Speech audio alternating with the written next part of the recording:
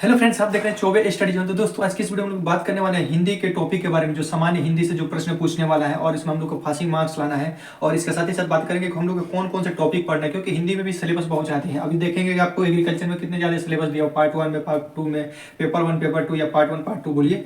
तो उसी तरह हिंदी में भी हम लोग को बहुत ही जानना जरूरी है कि हम लोग कहाँ से पढ़ें कि हम लोग का सिलेक्शन इस बार हो जाए। ठीक है, आज हम लोग उसी के बारे में बात करने वाले हैं कि हिंदी के कौन कौन से टॉपिक पढ़े, जो मुख्य मुख्य चीज़ है, और बहुत ही आसानी से आप लोगों को समझ में भी आएगा। मैं आपको अभी आगे बताने वाला हूँ। तो चलिए दोस्तों, सबसे पहले मैं बता दूं कि हिंदी से कौन कौन से टॉपिक्स हैं, सब जो मुख्य है सबसे अधिक। ठीक है, जैसे कि सबसे पहले संधि। संधि में से हम लोग को पढ़ना है, संधि पढ़ना है हिंदी में। और इसके साथ साथ आपको फिर पढ़ना है समास, फिर पढ़ना है शब्द भेद पढ़ना है, इसके बाद पढ़ना है सर्वनाम। जैसे कि देखिए, अब जैसे मान लीजिए समास, समास के कितने भेद होते हैं, वो पूछेगा समास के कितने भेद होते हैं। तो समास के कितने भेद होते हैं, तो बोलिए 6।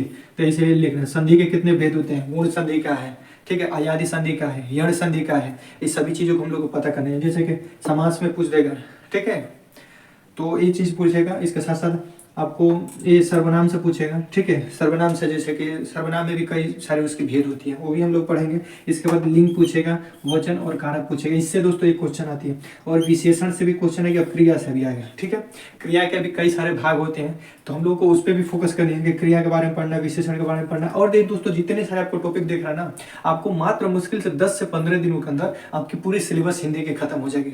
और दोस्तों, आप लोगों को मैं बोर्ड के माध्यम से भी पढ़ाऊंगा, इस बोर्ड के माध्यम से, क्योंकि थोड़ी सी हमको लिखने में परेशानी होती है, तो हेड राइटिंग सही नहीं आती, आप लोगों को भी देखने में अच्छा नहीं लग रहा होगा। फिर भी मैं इससे और इसके साथ साथ जो प्रैक्टिस सेट अपन करेंगे हम लोग, तो वो हम लोग पीडीएफ के माध्यम से करेंगे, क्योंकि मैं पीडीएफ भी तैयार करने को कोशिश कर रहा हूँ और मैं करता भी हूँ। तो दोस्तों, आप लोगों को पीडीएफ से भी कराया जाएगा और इसके लिए बोर्ड के भी माध्यम से आपको पढ़ाया जाएगा, ठीक है दोस्तों।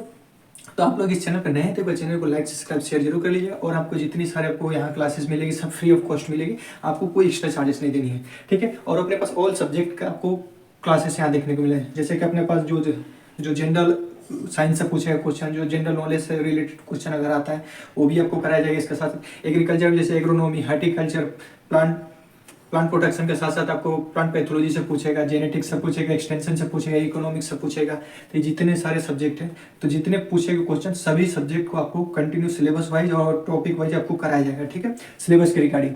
अब बात करेंगे, देखिए, संज्ञा से अवयव तक, इससे भी दोस्तों 2 क्वेश्चन पूछता है। हर एक पेपर में आपको 2 क्वेश्चन देखने को मिलेगा।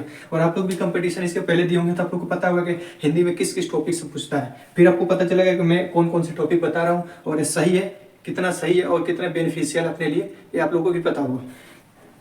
चलिए दोस्तों, अभी इसके बाद बात करते हैं वाच्य से। वाच्य से एक प्रश्न पक्का है कि आता है, ठीक है।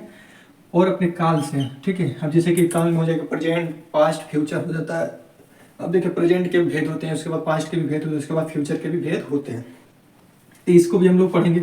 इसके साथ साथ देखिए, अवयव से भी पूछेगा और प्रत्यय, प्रत्यय और उपसर्ग। प्रत्यय उपसर्ग में ये पूछता है कि आगे जो अगर कोई चित्र, अगर कोई शब्द लगा है, तो क्या अवयव है, प्रत्यय है या उपसर्ग है, तो सॉरी प्रत्यय है या उपसर्ग है, तो उसके हम लोग को चिन्हित करना रहता है, ठीक है। इसके साथ साथ इसमें एक दिया होगा वाक्य त्रुटि। वाक्य त्रुटि से पूछता है क्वेश्चन।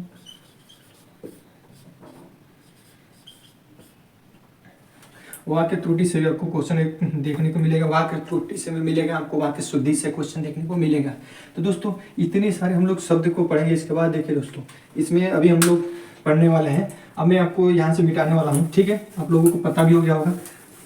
अब मैं देखिए दोस्तों, यहाँ से मिटाने वाला हूँ। अब इसके पास पूछेगा, ये क्या होती है, रस।